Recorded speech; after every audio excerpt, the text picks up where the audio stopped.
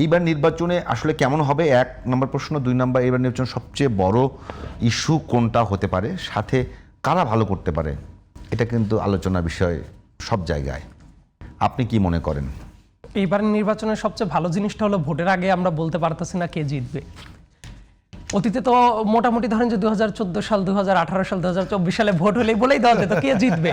তো দেখেন একই টেবিলে বসে আছি, প্রশ্নটা যদি আমি ফর দ্য টাইম বিং কয়েক সেকেন্ডের জন্য যদি হোস্ট হয়, দেখবেন আপনি উত্তর দিতে পারছেন না। সো এটা হলো ভালো দিক যে ভোটের আগে আমরা বলতে পারছি না যে এবারের ইলেকশনে কে জিতবে। অবভিয়াসলি এটা খুব ভালো জিনিস।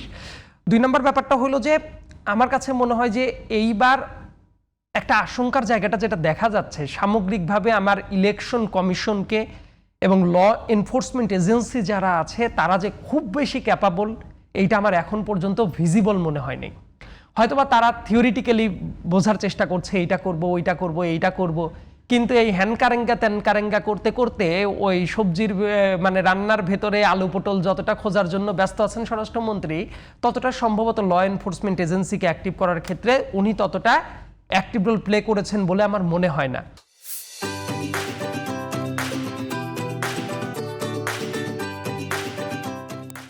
সো এখন পর্যন্ত পরিস্থিতি মোটামুটি অতীতের মতো খুব খারাপ হয় নাই, কিন্তু ভোট শেষ হওয়া পর্যন্ত যাতে পরিস্থিতিটা ভালো থাকে এবং দেশের রাজনৈতিক দলগুলোরও বোধহয় একটা ব্যাপারে মাথায় রাখা উচিত, কে জিতবে কে হারবে তার চেয়েও গুরুত্বপূর্ণ ব্যাপার এমন একটা ভোট হোক সহিংসতা বিমুখ হয়ে, যে জায়গাটা আমরা সত্যিকার অর্থে বলতে পারি যে হাসিনার না থাকা বাংলাদেশে ভালো একটা ভোট হইতে পারে। এইটা প্রত্যেকেরই একটা নৈতিক বিজয় হবে।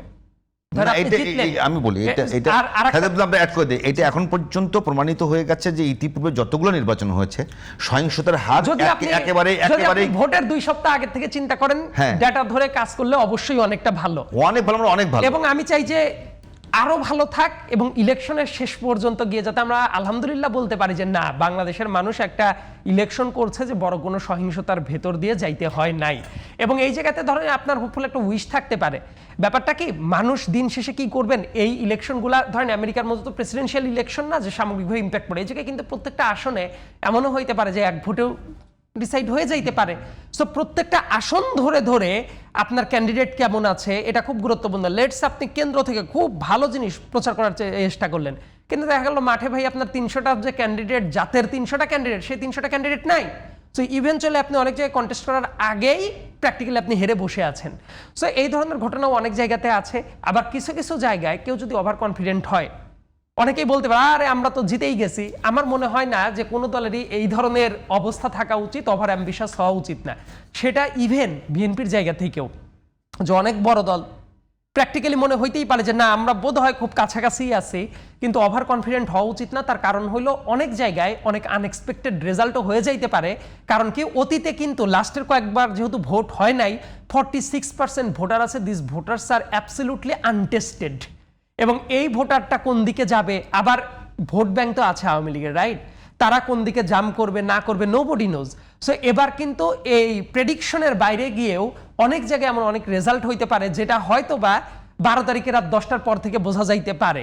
সো আমি নারী ভোটার কেমন ভূমিকা পালন করতে পারে এইবার, যেহেতু আমরা দেখছি যে জামাত কনফিডেন্ট যে নারী ভোটারদের কাছে ভালো করবে, অন্যদিকে বিএনপির যতগুলো অফার তার বেশিরভাগই নারীদের। ভাই আমি একটা কথা বলি যে আমি কখনোই এই ডাটা ধরে ভাই যেমন খুব কনফিডেন্টলি বলতে পারেন যে নারীদের ভোট তারা বেশি পাবেনি, এটা দেখে আমাকে শঙ্কিত। আমি যেহেতু আমার কাছে প্রুফ নাই, দেখছি দুই দলেই কনফিডেন্ট, যেহেতু আমার কাছে প্রুফ নাই সেহেতু আমি বলতে পারি না যে বিএনপি এই জায়গায় বেশি ভোট পাবে, জামাতে এই জায়গায় বেশি ভোট পাবে। রাদার আমি যেটা বলতে পারি যে এইটা বাংলাদেশের ভোটিং প্যাটার্নটা কিন্তু মানে সোশিও ইকোনমিক কন্ডিশনের উপরে নির্ভরশীল। লেটসে আপনার ময়মনসিংহের ওই এলাকার নারীদের যে প্যাটার্ন, সেই ব্যাপারটা একদম কোর উত্তরবঙ্গের প্যাটার্নের চেয়ে অনেকটা আলাদা আছে। আবার সিলেটে দেখবেন যে নারীদের জীবনযাত্রার যে অবস্থা, সেই অবস্থাটা আপনি যদি চট্টগ্রাম বেল্টে চিন্তা করেন অনেক ক্ষেত্রে মিল পড়বে না। এই জন্য আমি বলি যে আমি এখনো অতটা কনফিডেন্টলি বলতে পারছি না যে কারা অনেক ভালো করতে না পারবে। আমি এই কনক্লুসিভ রিমার্কে যাইতে চাই না।